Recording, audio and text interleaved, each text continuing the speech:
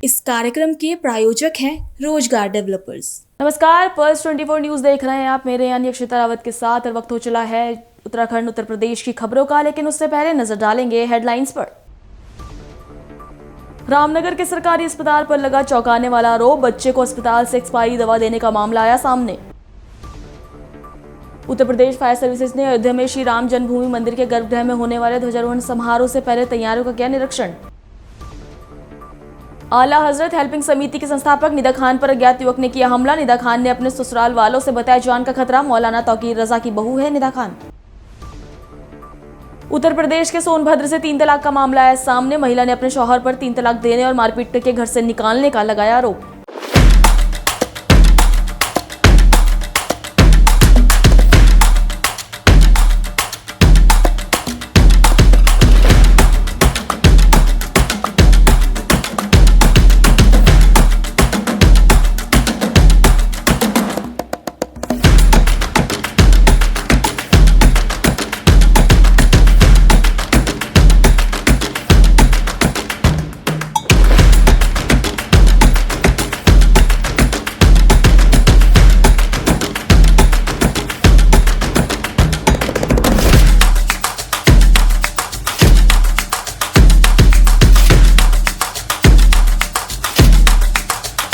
Pulse 24 news, ताकि सच जिंदा रहे।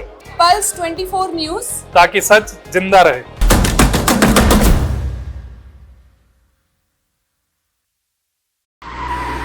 तुम दोनों की मेहनत बहुत रंग लाई है बेटा, घर बहुत सुंदर बना है।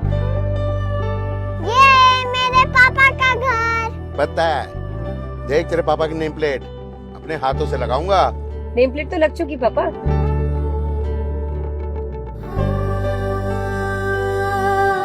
असल मेहनत तो आपने किया पापा, मुझे इस काबिल बनाने के लिए। वो जिंदगी भर किराए के मकान में रहे, लेकिन आज ये घर मेरा नहीं, ये है मेरे पापा का घर।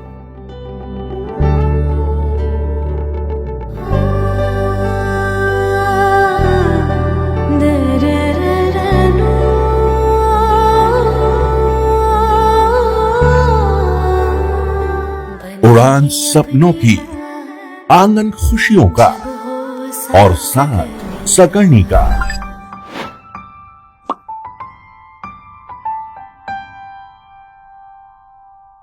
60 वर्षों से आपके साथ मनोरंजन और संस्कार का संगम, जाह्नवी मैगजीन। चलिए अब देखते हैं खबरें विस्तार से। रामनगर के सरकारी अस्पताल पर एक चौंकाने वाला आरोप लगा है। एक बच्चे को अस्पताल से एक्सपायरी दवा देने का मामला सामने आया है। दवा की एक्सपायरी डेट फरवरी 2025 में पूरी हो चुकी थी, लेकिन फिर भी दवा मरीज को सप्लाई कैसे की गई? क्या यह लापरवाही है या सिस्टम की नाकामी? हमारी टीम जब जवाब लेने पहुंची तो अस्पताल के सीएमएस ने सवालों से बचने की कोशिश की।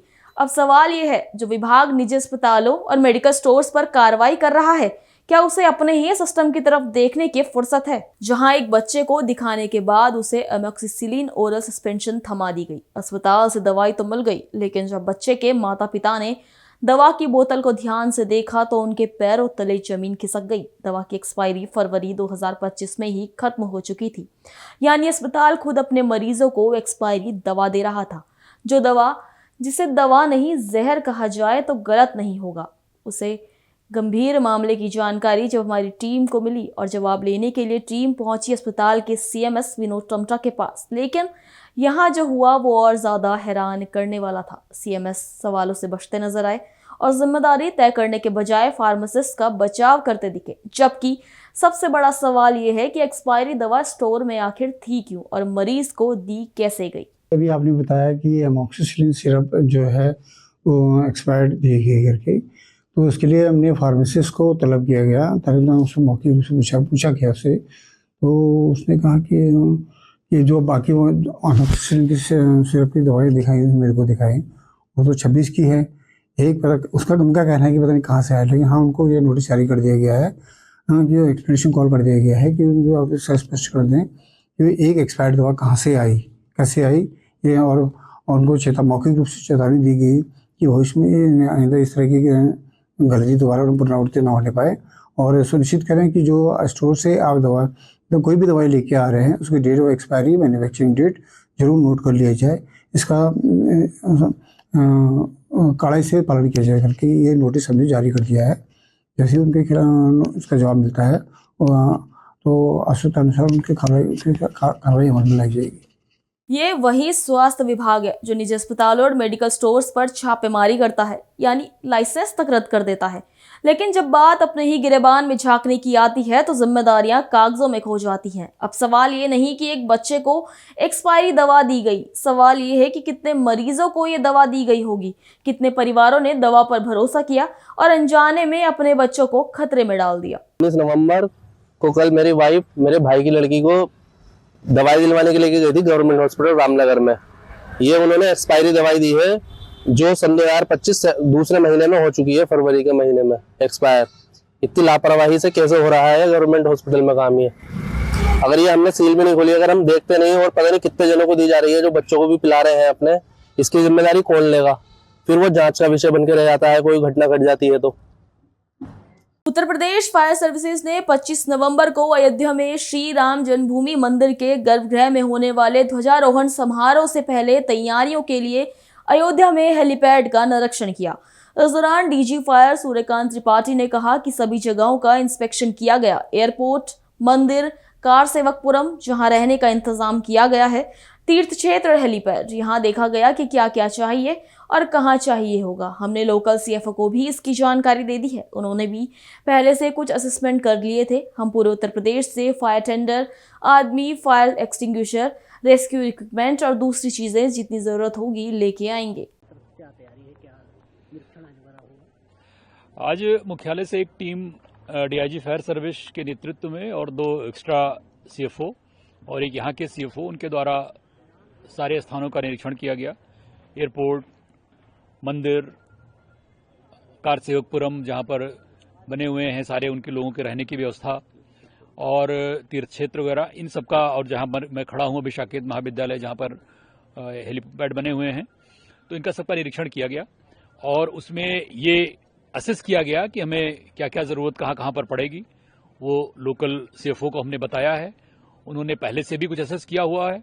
उस सबको मिला करके हम पूरे यूपी से जितनी ज़रूरत होगी उतने फायर टेंडर और उतने मैन और भी फायर एक्सटिंग्विशर जितने सामान हैं, और इसके अलावा कोई भी आकस्मिकता से निपटने के लिए हमारे रेस्क्यू के इक्विपमेंट्स और चीज़ें, ये सब हम देंगे ताकि अगर कहीं कोई बात हो जाती है तो हम उसको समय से उस पर काबू पा लें और कहीं कोई जनहानि, कोई धनहानि न होने पावे। आला हजरत हेल्पिंग समिति की संस्थापक निदा खान ने एक्स पर पोस्ट कर अपने घर में अजनबी के घुसने और चाकू दिखाने का आरोप लगाया है। निदा खान ने जेल में बंद अपने ससुर आईएमसी प्रमुख मौलाना तौकीर रजा के समर्थकों से जान का खतरा बताते हुए अजनबी की फुटेज वायरल की है। निदा खान का कहना है कि पुलिस युवक को मैं क्या बता रही है। निदा खान ने बताया कि मंगलवार रात 9 बजे वो छत पर थी तो जीने के सहारे एक 23 साल का लड़का उनके घर में घुस आया। उसने घर से निकल रही घरेलू सहायिका से उनके बारे में पूछा। शोर सुनकर वो कमरे से निकली और डंडा लेकर उसे भगाने की कोशिश की, जिसके बाद छुरी निकालकर उन पर हमला करने की कोशिश की। परिवार के लोग जुटे तो जान से मारने की धमकी देते हुए भाग गया। निदा ने कॉल कर पुलिस को सूचना दी। निदा ने तौकीर रजा, अपने पति शिरान रजा, ससुराल वालों से जान का खतरा बताया कि एक्स पर उनकी शिकायत के बाद पुलिस से जवाब मांगा गया है। परसों की बात है और मैं लखनऊ से वापस आई थी 4-5 बजे करीब, और 9 साढ़े 9 बजे एक अज्ञात आदमी मेरे घर में घुसा, जिसने कुर्ता पजामा पहन रखा था काले रंग की टोपी भी लगा रखी थी, उसके पीछे बैग था। वो मेरे घर में आया और उसने आते ही मेरे बारे में पूछने लगा। जिस तरीके से उसने पूछा वो बहुत डाउटफुल तरीका था। और उसके बाद मैं नीचे उतर के आई, मैंने कहा क्या बात है, तो उसने मुझे देखते ही तुरंत चाकू निकाला। मेरे घर में हड़कंप बच गया और हम लोग ने पुलिस को फोन करके बुलाया, जिसके बाद 112 पे पुलिस भी आई, चौकी इंचार्ज भी आए। तो उन्होंने हमसे कहा कि ताला लगा के बैठिए, और उसके बाद उन्होंने कोई कार्रवाई नहीं करी। उसके बाद मैंने एक्स पे अपनी जो मेरी शिकायत थी वो डाली, मैंने सीसीटीवी कैमरे की फुटेज भी डाली।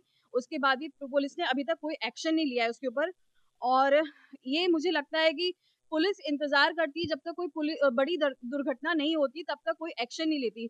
इन 10 सालों में उन्होंने मेरे हर तरीके का थ्रेट दिया है। मेरे घर में घुसे, मुझे इस्लाम से निकाला, मैं रोड पे चल रही हूँ मुझे धमकी दे रहे हैं, मैं कोर्ट में जा रही तो मुझे धमकी दे रहे हैं, मुझे हर तरीके से प्रताड़ित करने की कोशिश करते हैं। लेकिन एक ये पुलिस है जो कभी नहीं देखती है। अगर वही लोग अपने ऊपर फायरिंग कराने के बाद FIR लिखाते तो उसे हमला घोषित कर देते, लेकिन किसी के साथ कुछ अगर जेन्युइन हो रहा है तो वो कुछ करने को तैयार नहीं है। तो ये होता है पावर ऑफ गेम। अगर उनके पास पावर है तो उनके साथ वो न्याय करेंगे, अगर हमारे पास पावर नहीं है तो हमारे साथ कोई न्याय नहीं करेगा। बिल्कुल तौकीर मियां का हाथ है, क्योंकि 26 तारीख से जब से हमने मामला देखा है, मैंने इतनी सारी वीडियोस डाली है, उसके बाद मुझे मेरे सिक्योरिटी के सामने धमकी देकर गए, मेरे घर में घुस के धमकी दे रहे, मेरे सोशल प्लेटफॉर्म्स पे धमकी दे रहे, लेकिन पुलिस की आंखें बंद है। मैंने लगातार डाला है, लगातार एक्स पे डाला है, लगातार पुलिस को शिकायत करी है, लेकिन अभी तक कोई सुनगुन नहीं है। नहीं, मेरी कोई सुनवाई नहीं हुई। कल कोई बैठा नहीं था, परसों मैंने 112 पे कॉल करके पुलिस को बुलाया, उसके बाद शामतगंज चौकी इंचार्ज आए, उन्होंने बोला ताला डाल के बैठो, उसके बाद कह रहे हैं स्मैकिया था। अभी तक पता ही नहीं है कौन था। अगर स्मैकिया भी था तो मेरे घर में क्यों आएगा, मुझे चाकू क्यों दिखाएगा? एक ये सोचने वाली बात है।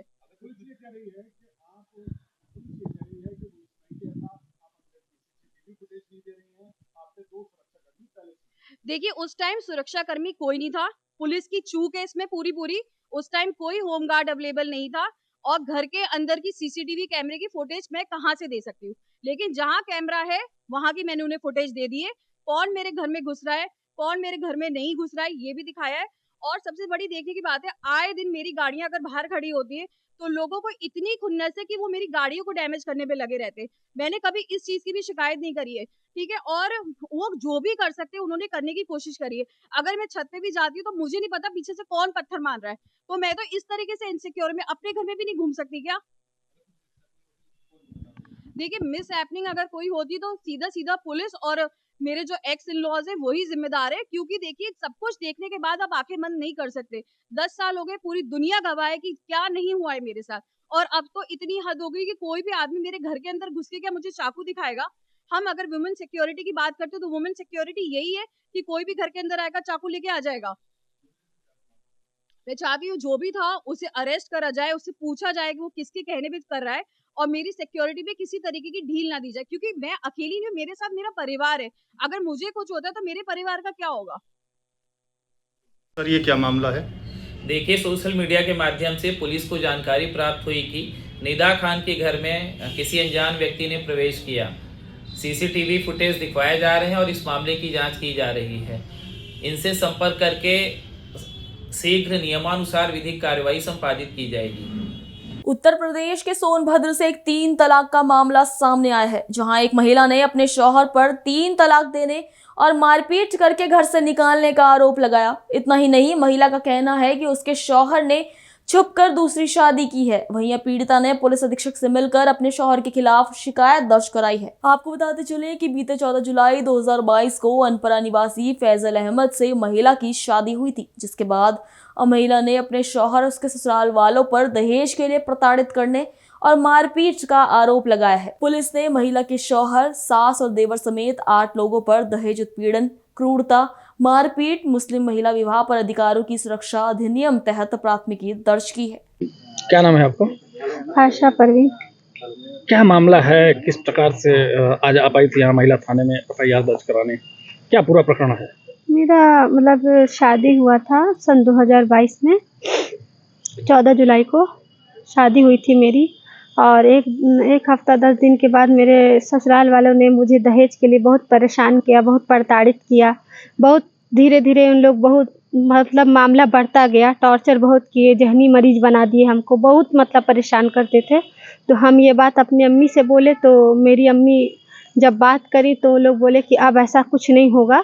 फिर भी लोग नहीं माने, बस अम्मी का ये बात सुने और फिर अवॉइड कर दिए। फिर वही कहानी हो गया, फिर प्रताड़ित किए, बहुत जहनी मरीज बना दिए। और मेरा देवर है वो छेड़छाड़ हमेशा करता रहता, और जब हम इसकी शिकायत करते तो मेरा पति और मेरे सब कोई कहते थे, जेठ भसुर लोग और वो सास लोग की ये फंसा रही है, ये उल्टा वो कर रही है, मतलब हम ही को सब दोषी करते थे और मारते पीटते थे, दहेज के लिए बहुत परेशान करते थे।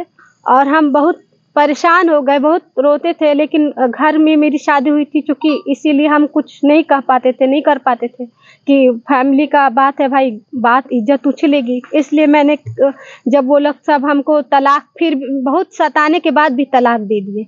तलाक देने के बाद 3 बार मौखिक तलाक दे करके उन लोगों ने मुझे घर से मार पीट के बाहर निकाल दिया। और जब मैं घर पे आई तो सब कोई बोले कि अब केस करना है।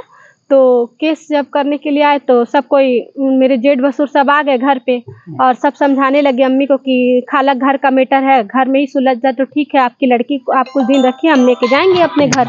लेकिन वो लोग चुपे चुपे शादी कर लिए 30 अक्टूबर सन 2025 को, और पता भी नहीं चला। और उन लोग धमकी भी देते रहे पहले से भी कि तुम लोग कुछ नहीं कर पाओगी, तुम लोग कुछ नहीं कर पाओगी, केस मुकदमा तुम लोग कुछ नहीं कर पाओगे, हम लोग दबंग लोग हैं, हम लोग सब कुछ हैंडल कर लेंगे, मेरा कोई कुछ नहीं बिगाड़ पाएगा।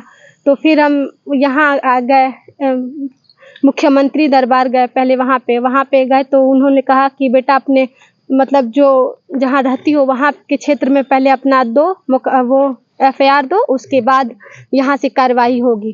तो जब SP ऑफिस गए तो SP सर ने ऑर्डर दिया मुकदमा के लिए, तो ये महिला थाने से फिर मुकदमा हुआ। आज मुकदमा हुआ है जी। और ये 3 तलाक कहाँ, वो कहाँ थे, आप कैसे उन्होंने दिया? ससुराल में ही। आप भी वहीं थे उस समय? जी। और हमको दी करके मुंह से बोल करके और भगा दिए, मार पीट के घर से भगा दिए। जी। अब क्या चाहती हैं? आप क्या चाहते हैं? न्याय चाहते हैं, और क्या चाहते हैं, ऐसा न्याय हो कि ताकि जो मेरे साथ हुआ वो किसी के साथ ना हो। उस घर में बहुत मतलब ननद लोग, सास लोग बहुत मतलब जैसे कि बहुत टॉर्चर भी करती हैं, बहुत वो करती हैं, कहती हैं कि सहो, सहना पड़ेगा, ये भी बात बोलती हैं। हम अपना घर बसाने के लिए सहे भी, लेकिन फिर भी मेरे हाथ कुछ नहीं आया, घर मेरा नहीं बस पाया। मेरा 2 साल का बच्चा है, 2 साल 4 महीने का बच्चा है मेरा। आपके पति क्या बोलते हैं? ठेकेदार हैं। क्या बोलते हैं वो भी मतलब अभी भी मतलब बहुत ज्यादा मतलब चाल खेल रहे हैं, झूठ बोल रहे हैं, सब चीज अभी भी सब हम ही को फंसा रहे हैं। ऐसी लड़की है, वैसी लड़की है, समाज में कहाँ क्या बोले हैं कि वो लड़की सही नहीं है, वो घर से बाहर उसका हम लोग निकलना मुश्किल कर देंगे, वो उसको इतना बदनाम करेंगे कि वो घर से बाहर नहीं निकल पाएगी। मतलब इस तरीके का मतलब वो लोग मतलब मेरे को प्रताड़ित तभी भी कर रहे हैं, अभी भी। अच्छा, तो जिस प्रकार से आपको 3 तलाक दिया गया, तो क्या उन्होंने फिर दूसरी बार शादी किया? जी, कर लिए। अच्छा, शादी कर ली जी। 30 अक्टूबर 2025 को उन्होंने शादी की है। दूसरा निकाह कर लिया जी। अच्छा, तो किस प्रकार से दबाव आपके ऊपर पड़ रहा है, कैसे आप महसूस कर रहे हैं दबाव है? देखिए, जैसे हम केस करने जा रहे थे ना, तो मतलब किए तो उन लोग ये सोच रहे थे कि केस वापस ले लें किसी भी तरीके, तो हमको न्याय चाहिए, हम क्यों केस वापस लेंगे? धमकी दे रहे हैं, गलत बात कर रहे हैं कि जो हमको सामने बिठाएगा उसको मार देंगे, जान से मार देंगे, गोली मार देंगे। अब केस जाए भाड़ में, जो आएगा सामने उसको मार देंगे जान से। तो आपको क्या लगता है, आपको कानून पे भरोसा है? हाँ, भरोसा है, तब तो हम यहाँ आए हैं न्याय लेने के लिए। तलाक की असली भूमिका मतलब क्या थी, किस वजह, दूसरी पसंद आ गई थी या मतलब दूसरी पसंद आ गई थी? ये हमें मालूम नहीं था, ये हमें तलाक के बाद मालूम चला ये सब बातें, कि कुछ दिन पहले ही मालूम चला कि उस लड़की के साथ पहले से वो था। हाँ, अफेयर था। ये चीजें हमको मालूम नहीं थे, हमको बाद में पता चली ये सब चीजें। और वो उसी से मोहब्बत जब कर लिए थे तभी वो हमको फिर छोड़ाने की बहुत मतलब चाल खेले, बहुत छोड़ने की चाल खेले और छोड़ाने की, सब पूरी फैमिली लोग अंदरूनी टॉर्चर, ऐसे टॉर्चर मतलब बहुत परेशान किए हमको। शादी करने के जी, ये सब करने लगे। आपको तलाक दे दिया? जी, हमको ये सब मालूम नहीं था, हमें भी ये सब बाद में पता चला, तलाक के बाद पता चला हमें। उत्तराखंड हाईकोर्ट ने रामनगर के बीजेपी नेता मदन जोशी को बड़ी राहत देने से साफ इनकार कर दिया है। दंगा भड़काने की कथित साजिश के आरोपों में दायर अग्रिम जमानत और गिरफ्तारी पर रोक की याचिका को अदालत ने खारिज कर दिया है। हाईकोर्ट ने पुलिस को कड़ी कार्रवाई के भी आदेश दिए हैं। दरअसल 23 अक्टूबर को छोई क्षेत्र में एक वाहन में कटा गौवंशीय पशु होने के आरोप पर ड्राइवर नासिर की कुछ लोगों ने पिटाई कर दी थी, जिसके बाद नासिर की पत्नी नूरजहां ने सुरक्षा को लेकर हाईकोर्ट में याचिका दायर की। नूरजहां का आरोप है कि बीजेपी नेता मदन जोशी लगातार फेसबुक पोस्ट और लाइव प्रसारण के जरिए माहौल को भड़का रहे थे और अपने कदम को सही ठहरा रहे थे। इसी पर सुनवाई करते हुए हाईकोर्ट ने रामनगर पुलिस को आदेश दिया है कि मदन जोशी और उनके फॉलोअर सोशल मीडिया पर कोई भड़काऊ पोस्ट न करें। साथ ही जो भी विवादित पोस्ट पहले डाली गई है उसे फेसबुक से तुरंत हटाया जाए। जनपद हापुड़ के थाना धौलाना पुलिस ने अंतर जनपदीय वाहन चोर गिरोह का पर्दाफाश करते हुए गिरोह के एक शातिर सदस्य को गिरफ्तार किया है। गिरफ्तार किया आरोपी की निशानदेही पर विभिन्न जनपदों से चोरी की गई 12 मोटरसाइकिल भी पुलिस ने बरामद कर ली है। गिरफ्तार अभियुक्त एनसीआर क्षेत्र व अन्य जनपदों से वाहनों की चोरी करने के बाद सोशल मीडिया पर वाहनों के विज्ञापन कर उन्हें बेचकर आर्थिक लाभ कमाता था। पुलिस के अनुसार गिरफ्तार अभियुक्त शातिर किस्म का वाहन चोर है, जिसके विरुद्ध जनपद हापुड़ और बुलंदशहर में चोरी आदि अपराधों के आधा दर्जन से अधिक अभियोग भी पंजीकृत है। Sir, on demand social media पर वाहन चोरी करने के बाद बेचने के आरोपी को आपने गिरफ्तार किया, क्या पूरा इसका आपराधिक इतिहास है? देखिए, सोनू पुत्र राजकुमार नाम का एक व्यक्ति है जो कि खुर्जा जनपद बुलंदशहर रहने वाला है। इसके पहले से 8-9 मुकदमे बाइक चोरी के और इस प्रकार के चोरी वगैरह के इसके ऊपर है। पुलिस को कल ये पुलिस के हम लोगों ने इसको गिरफ्तार किया है और लगभग 12 मोटरसाइकिल, एक जिसको चला रहा था प्लस साथ में इसकी निशानदेही पर 12 और मोटरसाइकिल बरामद हुई है। आपका कहना सही है कि फेसबुक पर इन गाड़ियों का ये विज्ञापन करता था फेसबुक पर और उसके बाद में लोगों को इनवाइट करके इन गाड़ियों को बेच दिया करता था। इससे पूछताछ में हमको कुछ चीज़ें बहुत इंपॉर्टेंट जानकारी मिली है और साथ ही साथ जब इसको और डिटेल से इन्वेस्टिगेशन किया जाएगा तो फिर ये कहाँ पे इन गाड़ियों को बेच रहा था, किन्होंने गाड़ियाँ खरीदी, कहाँ पर इसको ये सही करवाता था, मतलब ये भी लोग इसके गैंग के सदस्य हैं अथवा नहीं, इस बारे में परीक्षण होगा और उन लोगों को भी जो प्रकाश मिलाकर उनके विरुद्ध भी कार्रवाई की जाएगी। बताया जा रहा है 1.5 महीने पहले जेल से छूट गया, 1.5 महीने में इसने लगभग 30 बाइक चोरी कर ली। तो इससे पहले कितनी बाइक अब तक की चोरी कर चुका है, इसकी क्या जानकारी है? देखिए, हमारी जानकारी के अनुसार तो पहले 10 मुकदमे, मैंने आपको बताया कि 10 मुकदमे हैं चोरी के और इधर भी काफ़ी है। हम तो इस बात का भी हम परीक्षण करेंगे कि इसकी जमानत कौन लेता था और ऐसे लोगों को जो है जमानत जो प्राप्त हो जा रही है, ऐसे जमानतियों, वो जमानती सही हैं अथवा नहीं, उनका भी हम परीक्षण करेंगे और माननीय न्यायालय से हम अनुरोध करेंगे कि ऐसे लोगों को जमानत न दी जाए जो कि इस प्रकार की अभ्यस्त अपराधी है। चोरी की बाइक जो चोरी करता था उनको कितने रुपए तक में बेचता था? देखिए, ऐसी बाइकें तो बहुत औने पौने दाम में बिकती हैं। आपको मालूम है, अगर 50,000 रुपए की बाइक है तो 8-10 हज़ार रुपए में बिक जाती है, लेकिन इस सब विवेचना के दौरान ये सारी बातें सामने आएंगी। मैंने आपको बताया, हम बहुत गहनता से परीक्षण करके इसके फॉरवर्ड और बैकवर्ड जो भी लिंकेजेस हैं उनका हम उद्घाटन करेंगे और उनको अपनी विवेचना से इसमें शामिल करके और अगर आवश्यकता होती है तो गैंगस्टर एक्ट के अंतर्गत भी कार्रवाई करेंगे। इसका खुलासा जो आपको दिया गया है उसमें है, ज़्यादातर इसमें बुलेट है, कुछ बुलेट्स हैं, कुछ स्प्लेंडर प्लस हैं, कुछ स्प्लेंडर प्रो हैं, होंडा शाइन है, यामाहा की मोटरसाइकिल भी है। तो इस प्रकार से 12 मोटरसाइकिल है।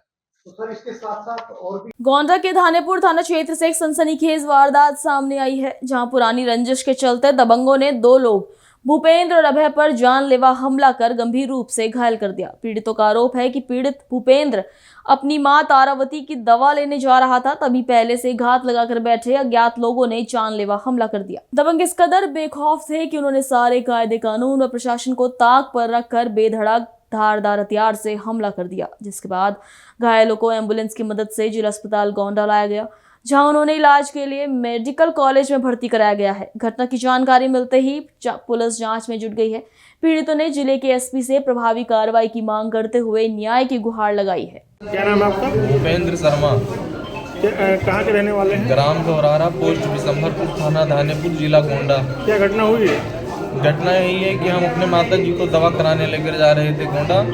रास्ते में एक मनोज की दुकान पड़ती है टेंट, वहीं सब लोग 6-7 लोग बैठे थे और अचानक आक्रमण कर दिया हमारे ऊपर बाइक चलाते वक्त। हम बाइक से जा रहे तो लोग गणसा चाकू से धड़ाधड़ मारने लगे मुझे, और वहाँ पर थोड़ा गन्ना उन्ना पड़ता है, कोई मुझे बचाव के लिए भी नहीं पहुँचा। तो फिर जो है कोई पुरानी रंजिश है क्या इन लोगों से? कोई पुरानी रंजिश नहीं। संयुक्त टीम ने पैमाइश किया है, राज्य की 6 पुलिस बल के सामने पैमाइश हुआ है उस पर ग्राम प्रधान द्वारा खड़ंजा लगवाया जा रहा है। उसी की रंजिश है, वो सरकारी रास्ते को कब्जा करना चाहते हैं और ग्राम समाज की जमीन को हड़पना चाहते हैं। जिन लोगों ने मारा है किसी को जानते हैं आप? प्रमोद शर्मा है, दिव्यांश शर्मा है, अरविंद शर्मा के पुत्र दिव्यांश शर्मा, व देवी शरण शर्मा, व अरविंद शर्मा, व दिव्यांश का एक छोटा भाई ऋषभ शर्मा, झीन एक देवी शरण है, देवी शरण का बड़ा वाला लड़का और छोटा लड़का, 2 लड़के हैं देवी शरण के पास। ये सब लोग, प्रमोद शर्मा, ये सब एकत्रित थे। क्या चाहते हैं आप? हम यही चाहते हैं कि हमारे साथ न्याय हो, क्योंकि हमको जान से मारने का उन लोगों ने प्रयास किया। कि हमारी भाग्य कि हम बच गए। अभय कहाँ के निवासी हैं? दौरारा का। इन लोगों ने मारपीट की है? साहब रात में अपने चाचा का लावई मारे रहे सब, और दिव्यांश शर्मा, प्रियांशु शर्मा, ऋषभ शर्मा, अरविंद शर्मा, देवी शरण शर्मा मारे साहब। किन चीज़ों से मारा है? लोहे का पाइप ले रहे साहब, और बांका ले रहे साहब। मारी नहीं, हमार महतारी बहन गई है साहब, हमें पकड़ के उठाए लेके आई। कितने लोग थे साहब? 6 जने थे। क्या चाहते हैं आप?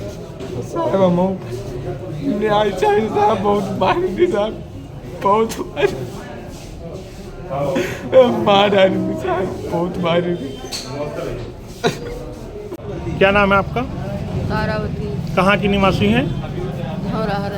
धौरहरा की। क्या घटना हुई है आज?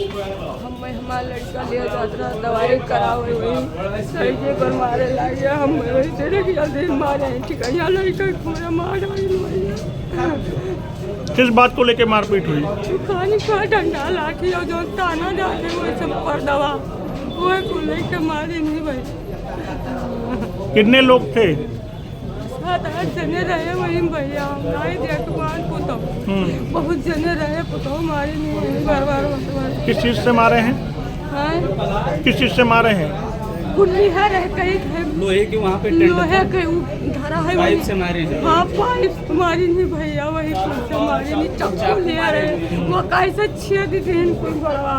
अगली खबर हरिद्वार से है, जहां आपको बताते चले कि जमालपुर कला क्षेत्र में नाले पर अवैध कब्जे का मामला सामने आया है, जहां एक व्यक्ति ने नाले के ऊपर ही मकान खड़ा कर दिया। इस निर्माण के कारण नाले का प्राकृतिक बहाव पूरी तरह बाधित हो गया है, जिससे स्थानीय लोगों में भारी रोष है। ग्रामीणों का कहना है कि अवैध निर्माण के चलते बरसात के मौसम में जल भराव की गंभीर स्थिति उत्पन्न हो सकती है। पानी निकासी रुकने से आसपास के घरों को क्षति पहुंचने का खतरा भी बढ़ गया है।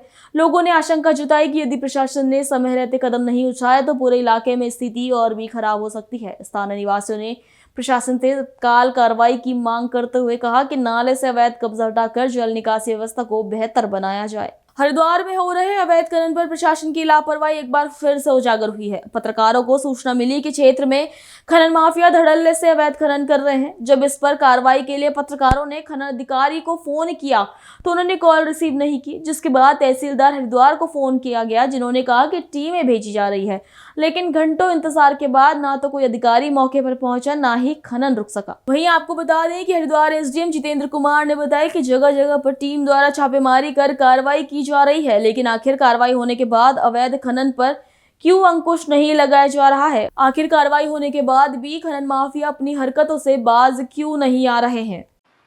देखिए, जो इलीगल माइनिंग में हमारे द्वारा छापा मारा गया था वहाँ पे, और कुछ वाहन भी उसमें जब्त किए गए थे। उनके अगेंस्ट जो इलीगल माइनिंग की कार्रवाई है वो की गई है, और इस पे लगातार जो हमारी टीम्स हैं वो वॉचफुल हैं, वो देख रही हैं, और रात को हमारी टीमें भ्रमण पे रहती हैं। आगे भी इस तरह की कोई कार्रवाई अगर हमें मिलती है तो उस पर हम लोग विधिक कार्रवाई करेंगे। अभी के लिए इतना ही। देश दुनिया की तमाम बड़ी खबरों के लिए बने रहिए पल्स 24 न्यूज के साथ। नमस्कार। इस कार्यक्रम के प्रायोजक थे रोजगार डेवलपर्स।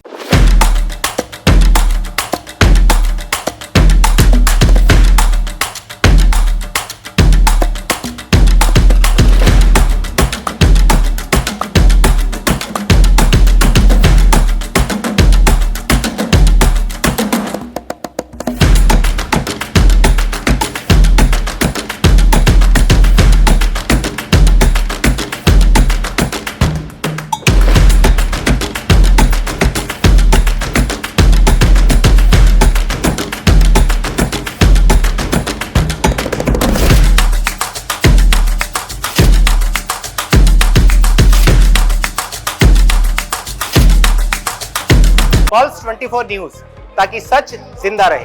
पल्स 24 न्यूज, ताकि सच जिंदा रहे।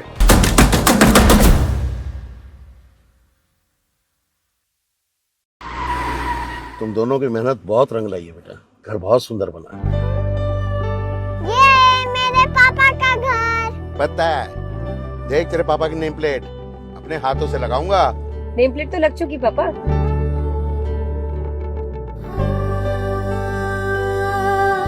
असल मेहनत तो आपने की है पापा, मुझे इस काबिल बनाने के लिए। वो जिंदगी भर किराए के मकान में रहे, लेकिन तो आज ये घर मेरा नहीं, ये है मेरे पापा का घर।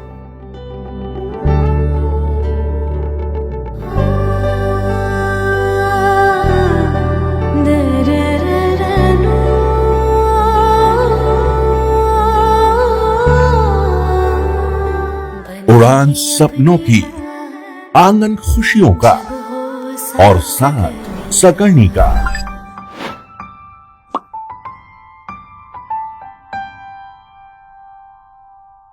60 वर्षों से आपके साथ मनोरंजन और संस्कार का संगम, जाह्नवी मैगजीन।